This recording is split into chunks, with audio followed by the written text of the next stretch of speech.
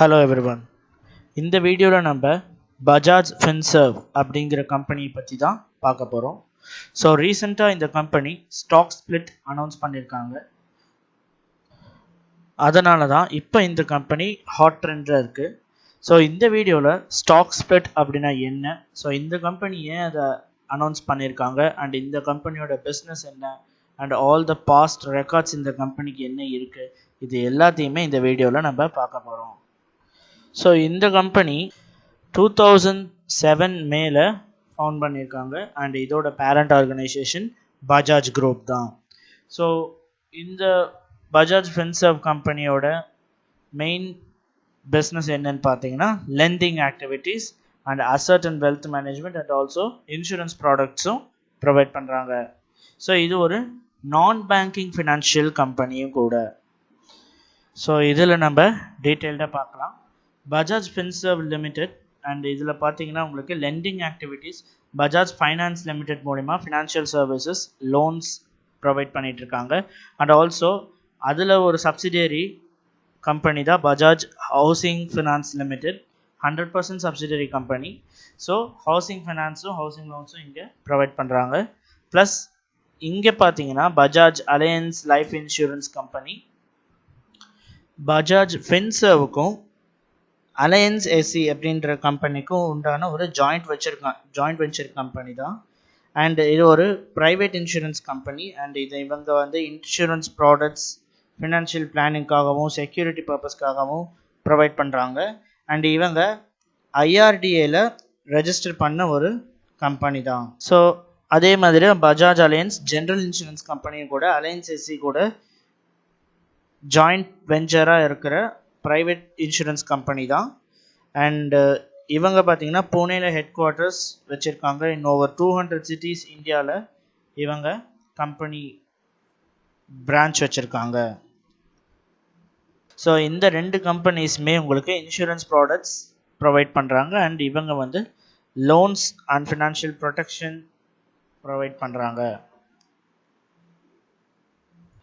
So இந்த கம்பெனியோட fundamentals பற்றி பார்த்துட்டோம்னா பாஸ்ட் 3 இயர்ஸில் இவங்களோட சேல்ஸ் க்ரோத் இன்க்ரீஸ் ஆகிருக்கு அண்ட் நெட் ப்ராஃபிட்டும் கூட அதுக்கு தகுந்த மாதிரி அப் ட்ரெண்டில் இன்க்ரீஸ் ஆகிருக்கு. ஸோ இந்த கம்பெனியோட அசட் கன்ஸ்ட்ரக்ஷனும் லாஸ்ட் 3 இயர்ஸில் ஸ்டெடியாக இன்க்ரீஸ் பண்ணியிருக்காங்க and profit before tax last 5 quarters லேட்டஸ்ட்டாக பார்க்க போனால் அதுவுமே உங்களுக்கு நல்லா இன்க்ரீஸ் ஆகிருக்கு. ஸோ லாஸ்ட் 3 இயர்ஸ்லேருந்து இவங்களோட அசட் கன்ஸ்ட்ரக்ஷனும் அண்ட் ப்ராஃபிட் மார்ஜினும் ரெவன்யூ க்ரோத் இது எல்லாமே உங்களுக்கு இன்க்ரீஸ் ஆகிருக்கு. அடுத்தது ரிஸ்க் ஃபேக்டர்ஸ். ஸோ இந்த கம்பெனியில் இருக்க ரிஸ்க் ஃபேக்டர் என்னென்னா இந்த கம்பெனி இப்போ ஹை டெட் பேர்டனில் இருக்குது. ஸோ கடன் ஜாஸ்தி இருக்குது அண்ட் டிவிடெண்ட் ஈல்டு வந்து இந்த கம்பெனியில் கம்மியாக இருக்குது. And also price to book ratio of 4.07 இருக்கிறது என்ன சஜஸ்ட் பண்ணுது அப்படின்னா புக் வேல்யூவில் இருந்து கரண்ட் மார்க்கெட் ப்ரைஸ் 4 டைம்ஸ் இப்போ ஹையாக இருக்குது அப்படிங்கிறத சஜஸ்ட் பண்ணுது. அண்ட் ஆல்சோ இன்ட்ரின்சிக் வேல்யூவும் நமக்கு எக்ஸ்பென்சிவாக இந்த ப்ரைஸ் இப்போ இந்த கம்பெனியோட ஸ்டாக் ப்ரைஸ் இருக்கிறத சஜஸ்ட் பண்ணுது. இதனால் ரீட்டைல் இன்வெஸ்டர்ஸ் இந்த ஸ்டாக்கை வாங்குறதுக்கு நிறைய இன்வெஸ்ட்மெண்ட் பண்ண வேண்டியதாக இருக்குது, even for a single share. So அதன் ரிசல்ட்டாக தான் இப்போ நமக்கு ஸ்டாக் ஸ்பிளிட் நடந்திருக்கு. ஸோ ஸ்டாக் ஸ்பிளிட் அப்படின்னு பார்த்தீங்கன்னா கம்பெனியோட ஸ்டாக்கையே ஸ்ப்ளிட் பண்ணி கொடுப்பாங்க. ஸோ ஃபார் எக்ஸாம்பிள் இப்போ நம்ம ஒரு ஷேர் வச்சுருந்து அதுக்கப்புறம் ஸ்டாக் ஸ்ப்ளிட் 5-for-1 அந்த மாதிரி கொடுத்துருந்தாங்கன்னா ஒரு ஷேருங்கிறது 5 ஷேராக மாறிடும். ஸோ அதை தான் நம்ம இங்கே ஸ்டாக் ஸ்ப்ளிட் அப்படின்னு சொல்லுவோம். பட் அதில் வேல்யூஸ் எதுவுமே சேஞ்ச் ஆகாது. ஃபார் எக்ஸாம்பிள் ஒரு ஷேர் 10,000க்கு இருக்குது அப்படின்னா அந்த ஷேரையே 5ஆக பிரித்து உங்களுக்கு கொடுத்துருவாங்க. ஸோ 5-for-1 அப்படிங்கும்போது ஒரு ஷேரை 5ஆக பிரித்து கொடுத்துருவாங்க. அப்படி 5ஆக பிரிக்கும்போது ஒரு ஷேரோட வேல்யூ 2,000 ஆகிடும். ஸோ ஷேரோட வேல்யூவில் எந்த இன்க்ரீஸும் இருக்காது, பட் குவான்டிட்டி ஆஃப் ஷேர்ஸை மட்டும் அதிகம் பண்ணிடுவாங்க. ஸோ அதுக்கு பேர் தான் நம்ம ஸ்டாக் ஸ்பிளிட் அப்படின்னு சொல்லுவோம். அண்ட் இந்த கம்பெனி பொறுத்த வரைக்கும் அக்டோபர் 2021 பக்கம் பார்த்தீங்கன்னா ஒரு ஷேரே உங்களுக்கு அரௌண்ட் 19,325 வந்ததுனால ரீட்டைல் இன்வெஸ்டர்ஸ் தான் கிட்டத்தட்ட 98% இந்த ஷேர் ஹோல்டர்ஸாக இருந்தாங்க. அண்ட் ஆல்சோ நாமினல் இன்க்ரீஸை விட இந்த ப்ரைஸ் வந்து ரொம்ப ஜாஸ்தியாக இருந்ததுனால இன்வெஸ்டர்ஸ் ஒரு ஷேர் வாங்கவே இதுக்கப்புறம் கஷ்டப்பட்டாங்க. ஸோ அதனால தான் இங்கே ஸ்டாக் ஸ்பிளிட் வந்துட்டு நமக்கு நடந்திருக்கு.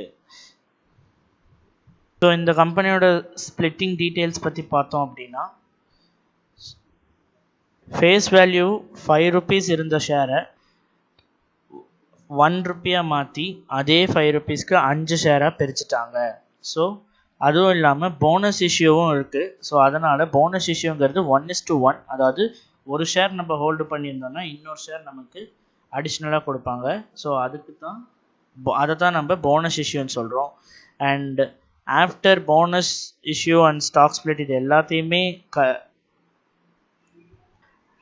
டெலிவர் பண்ணதுக்கு அப்புறம் ஈக்விட்டி ஷேர்ஸ் வந்து மார்க்கெட்டில் எவ்வளோ இருக்கும்னா 5 crore and சம்திங்கில் இருந்தது 100 crores மேலே உங்களுக்கு ஸ்ப்ளிட் ஆகிருக்கும். ஸோ இந்த ஃபிகரில் தான் உங்களுக்கு ஆஃப்டர் ஸ்டாக் ஸ்ப்ளிட்டில் ஈக்விட்டி ஷேர்ஸ் வந்து மார்க்கெட்டில் இருக்கும். அண்ட் இதுக்கு ரெக்கார்ட் டேட் அப்படிங்கிறது September 14 கொடுத்துருக்காங்க.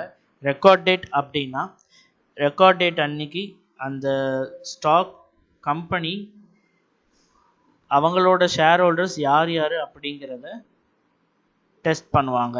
ஸோ விச் மீன்ஸ் என்னென்னா ரெக்கார்ட் டேட்டுக்கு முன்னாடி எக்ஸ் டேட் அப்படின்னு இருக்கும்.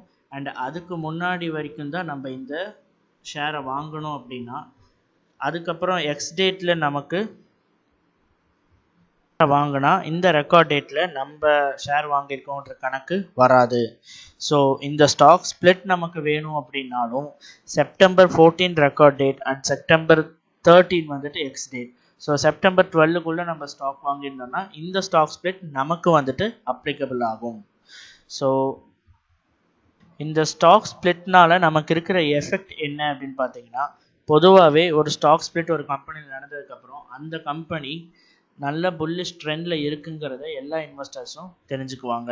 ஸோ அதுக்கப்புறம் ஸ்டாக் ஸ்ப்ளிட் நடந்ததுக்கப்புறம் அதை பை பண்ணுவாங்க.